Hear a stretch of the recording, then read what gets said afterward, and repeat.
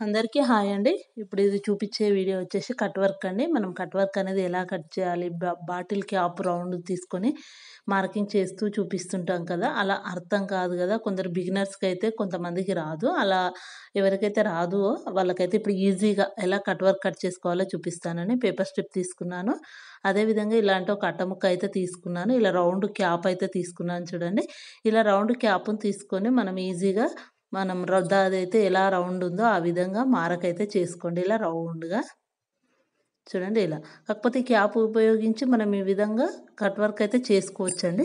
ఒక్కొక్కసారి ఎక్కువైతుందా, తక్కువైతుందా అనే టెన్షన్ ఉంటుంది కదా! అందుకోసం అయితే ఇప్పుడు ఇదైతే వీడియో చేస్తున్నానండి. చాలా యూజ్ అవుతుందండి. వీడియో ఎక్కడ స్కిప్ చేయకుండా చూడండి. చాలా బాగా అంటే అందరికి ఈజీగా కట్ వర్క్ అయితే చేసేసుకోవచ్చండి. మనకు రాదు అనుకునే వాళ్ళైనా సరే ఈజీగా కట్ వర్క్ అయితే డిజైన్ చేసుకోవచ్చండి. చూడండి ఈ విధంగా రౌండ్‌గా కట్ చేసేసుకోండి. మనం ఎలా మార్కింగ్ చేసుకున్నామో ఆ విధంగా అయితే కట్ చేసేసుకోండి. చూడండి ఇలా.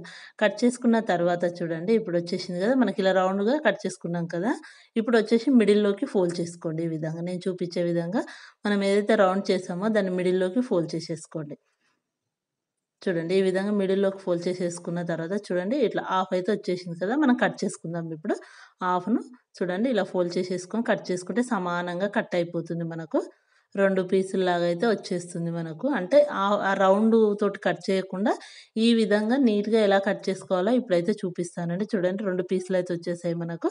ఇవైతే పక్కన పెట్టేసుకుందామండి ఇప్పుడు. చూడండి నేనైతే పేపర్ స్ట్రిప్ తీసుకున్నాను. మనము హ్యాండ్‌కైతే ఎలా అయితే కట్ వర్క్ కుడతామో నేను అదే విధంగా మీకు చూపిస్తానండి. నీట్‌గా ఎలా స్టిచ్ వేసుకోవాలి ఏంటి అంటే, ఈ మిడిల్‌లోకి మార్కింగ్ అయితే చేసుకోవాలండి.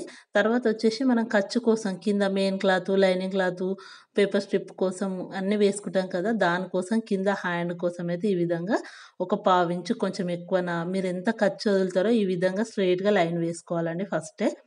ఇలా లైన్ వేసుకున్న తర్వాతే మనం కట్ వర్క్ అయితే గీసేసుకోవాలండి. అప్పుడు పర్ఫెక్ట్‌గా వస్తుంది. చూడండి ఇలా కట్ వర్క్ తీసుకొని చూడండి ఇలా మిడిల్‌లోకి ఫస్ట్ మార్కింగ్ ఉంది గదా! ఆ మిడిల్ మధ్యలోకి పెట్టేసుకోండి. ఏదైతే గీత మనం పెట్టామో దానికి టచ్ అవుతూ అవతలికి వెళ్ళొద్దండి. ఆ లైన్ వరకే ఉండాలి. చూడండి ఈ విధంగా. ఇలా ఫింగర్స్ తోటి మనం కట్ చేసుకున్న రౌండ్ సర్కిల్ పట్టుకొని ఇలా. మళ్ళా ఇప్పుడు మనం ఏదైతే కర్వ్ గీసుకున్నామో ఆ కర్వ్‌కి టచ్ అవుతూ మనం గీసుకున్న కట్ వర్క్‌కు కింద లైన్‌కు టచ్ బయటకెళ్ళకుండా ఆ లైన్ వరకే పెట్టేసుకోవాలండి. అప్పుడైతేనే మనకు అన్ని కట్ వర్క్ సేమ్ సైజులో వస్తాయి. స్టిచ్ వేసుకున్నాక కూడా చాలా లుక్‌గా ఉంటుందండి. ఒకటి ఎక్కువ అని, ఒకటి తక్కువ అనేది ఏమి రాకుండా వచ్చేస్తుంది. చూడండి ఈ విధంగా. ఇలా మార్క్ చేసేసుకొని ఇలా. మనకిలా ఎంత కట్ వర్క్ కావాలి, ఎన్ని వరకు అనేది కూడా పెట్టుకోవచ్చండి. సైజు కూడా చిన్న సైజు కూడా కట్ చేసుకొని చిన్న చిన్న కట్ వర్క్‌లు కూడా చేసుకోవచ్చండి. మా సైజ్ అయితే మన చాయిస్ అండి. మనం కొంచెం సర్కిల్స్ పెద్దదిగా కావాలి అనుకుంటే పెద్దదిగా, మీడియము, చిన్న సైజులో కూడా స్టిచ్ వేసుకోవచ్చండి. ఈ కట్ వర్క్ అయితే మనం ఎలా కావాలి అంటే అలా కట్ చేసుకోవచ్చండి. చూడండి ఈ విధంగా అన్ని మార్కింగ్ అయితే చేసుకోవాలండి ఫస్ట్. చూడండి ఇలా చాలా ఈజీ అండి.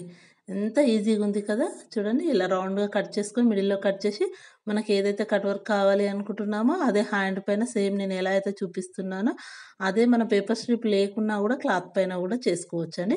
ఇప్పుడు లాస్ట్‌కొచ్చేసరికి మొత్తం సర్కిల్ రానప్పుడు ఇలా హాఫ్ సర్కిల్ చేసేసుకొని లైన్‌లోకి కలిపేసుకోండి. ఓకేనా?